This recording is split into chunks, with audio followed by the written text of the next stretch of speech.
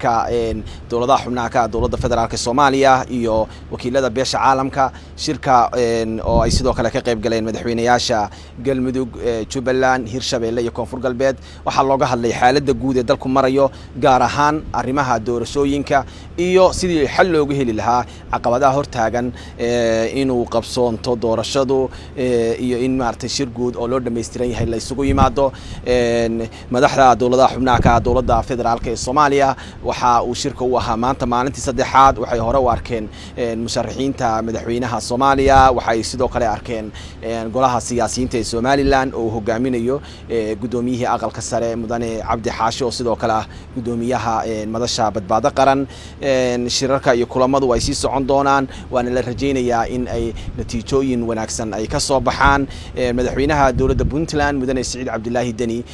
maalmahan oo safar shaqo ku joogay Muqdisho waxa intuu halkan joogay uu dadaal badan geliyay sidii Soomaaliya ay marxaladda kala guurka uga gudbi lahayd sidii Soomaaliya ay uga dhici lahayd doorasho sharciyad leh doorasho dhameystiran oo loo dhameystiran yahay doorasho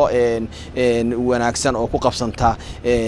si xor ah oo xalaal ah doorasho aan cidna boobin oo aad looga taxadaro taasi dadaaladaas ay qayb ka ahayd dadaalada uu halka u joogo madaxweynuhu magaalada Muqdisho Puntland waxay mar walba ay dadaal gelisaa dhismaha dowladnimada Soomaaliya haatan waxaan halkaan u joognaa in aan doorkayga muhiimka ka qaadano si dalku uga gudbi lahaa xaaladda uu haatan ku jiro sidii loo xalin lahaa arrimaha taagan kulamada madaxda dowladaha xubnaha ka dowladda federaalka Soomaaliyana waa kuwa sii soconaya ilaa laga gaaro natiijo wanaagsan iyadoo markay shirarku soo dhamaadaan la filayo inay warbixin buuxda ay ka soo saaraan aad iyo aad u mahadsantiin